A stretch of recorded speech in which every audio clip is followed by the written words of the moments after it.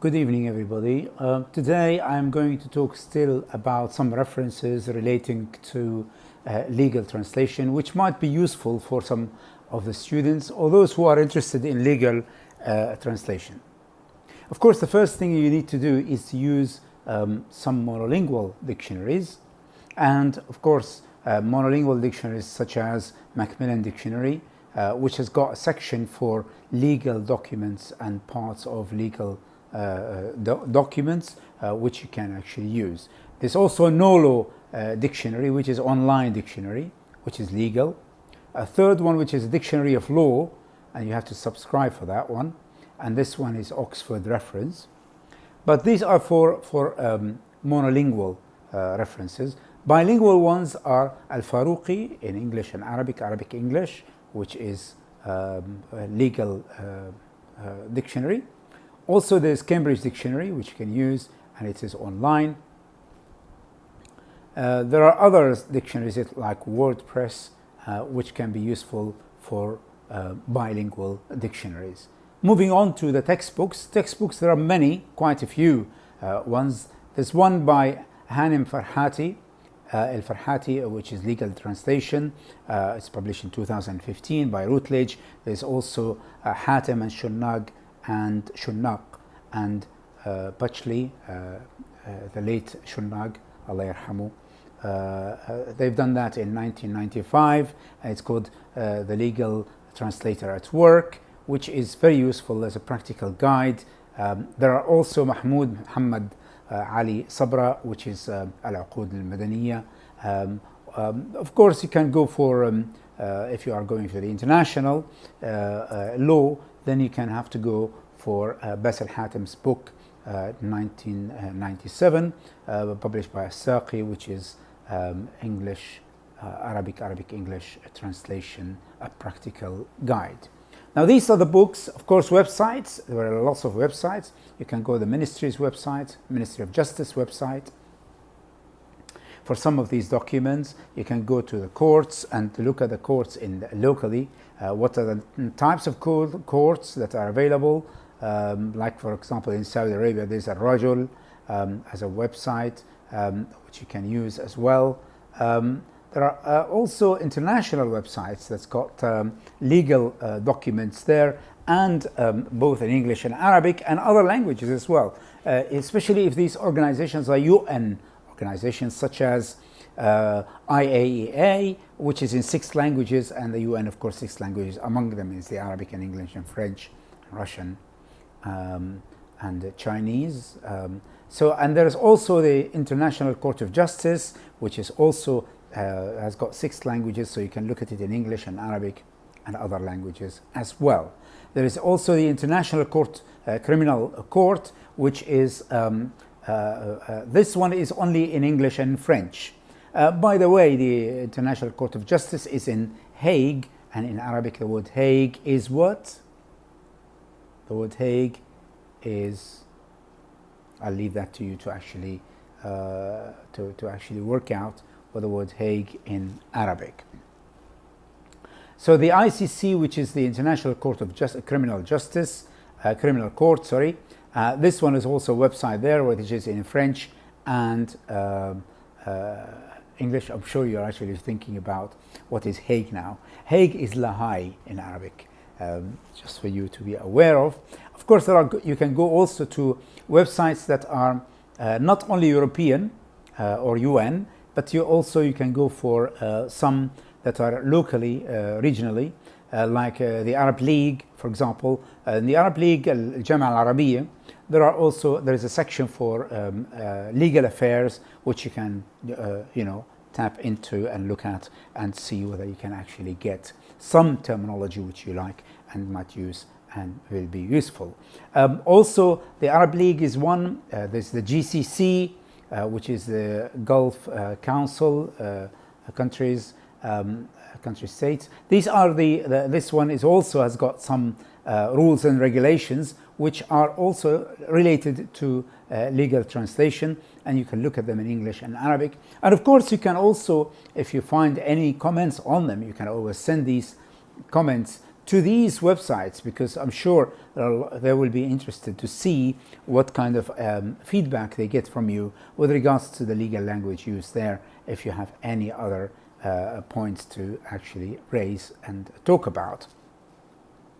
Now, in terms of how do you start a course in legal translation, of course, you can start by talking about civil contracts and legal proceedings or procedures, perhaps, which is murafa'at.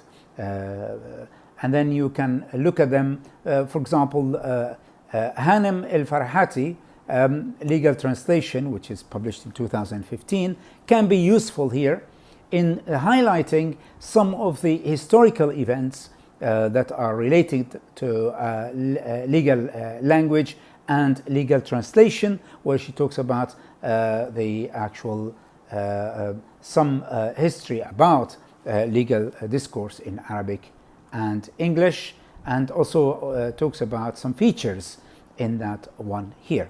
So, of course, when we look at the actual layout of a document, you need to know that the document, the legal document, is formulaic. In other words, it has a certain formula which you have to follow. It has to be non-evaluative, objective, unemotive in its diction, and closely knit in its texture, and there are no gaps or margins. So in a parchment, because they don't want to include, or it will give space for someone to actually tamper with or change the document. That's why there are no margins left out. And of course, legal documents, they are trying to regulate through instructions, as Basir Hatem says. It's instructional in terms of text type. Therefore, it has got specific elements to them. Now, in terms of the, you can see there is an absence of punctuation, for example, or lack of it, perhaps. You find that there is also attention to paragraph division. The paragraphs are divided in certain ways. Every time there is a new concept, a new para is given. Also, capitalization is different. Only the parties concerned, المعنيين, الأطراف المعنية أو الطرفان المعنيان, they are capitalized. So you say company and employee, for example. Sometimes you don't even use the in legal language. Indentation, lettering, upper and lower cases. Of course, it's uppercase because you are starting either at the beginning of the document, or there's a decision to be made.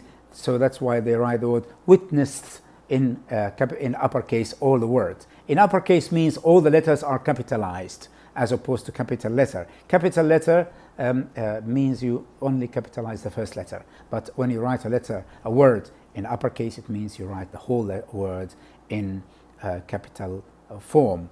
Each letter is a capital form.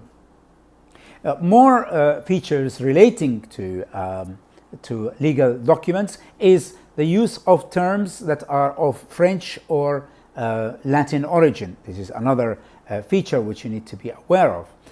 Also, archaic words that end with the suffix th, that is, as in witnessed, or doth.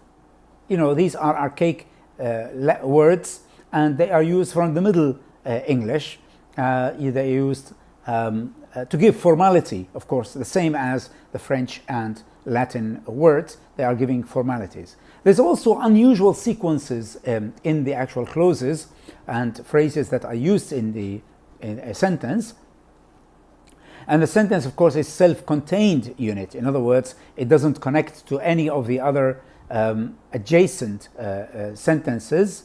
So there is no co-text, what's called co-text, i.e. it's not linked to any other parts of the text.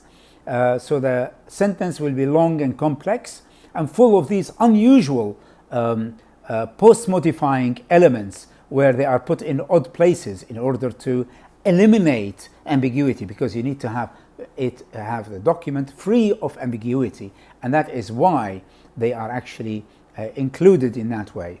Also, there's no use of the word which or who or that. the relative pronouns. They don't use them because these are in order not to confuse matters and say what does it refer back to, the word which or the word who.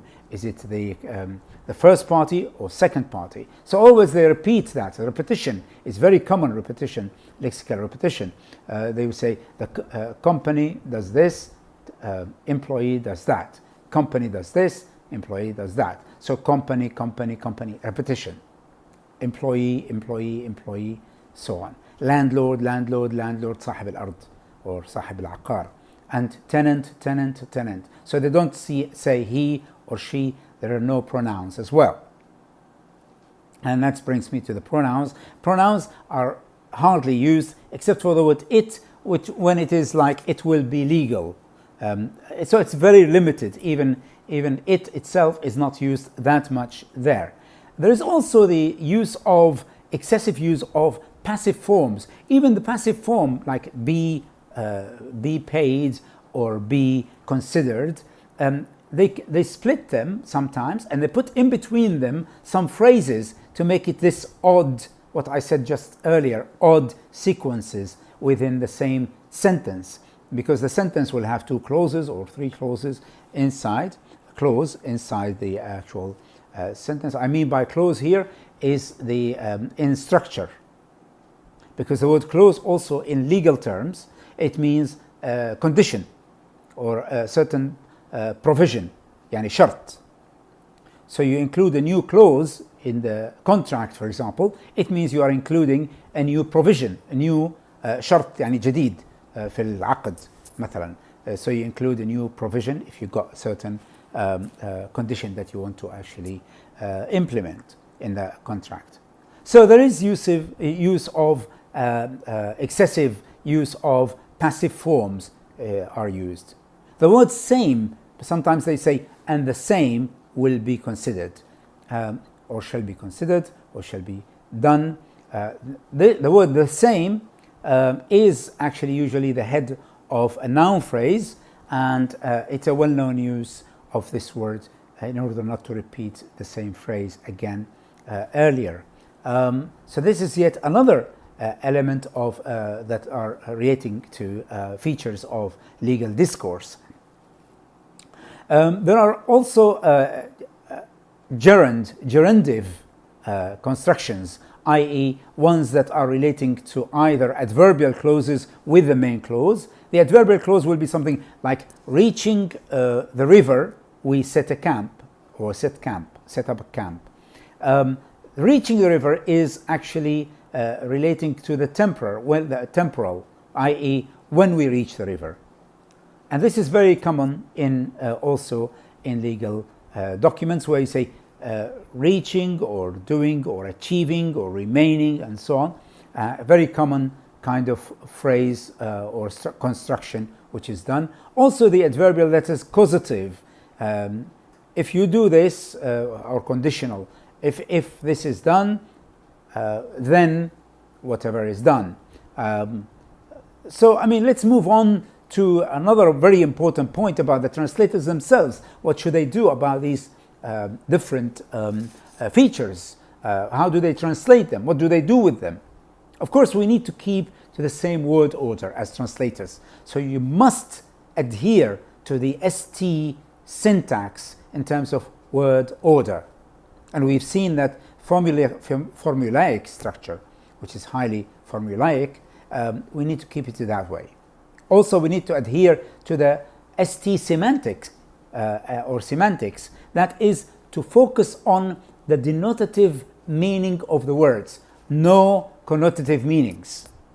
Okay, so there is no connotations to be interpret the contract in a different way. That's why, in order not to make the contract be interpreted in too many ways, they tend to use the denotative meaning of it, and that's why they use that quite a lot. Also, in the denotative meaning, sometimes they use synonyms like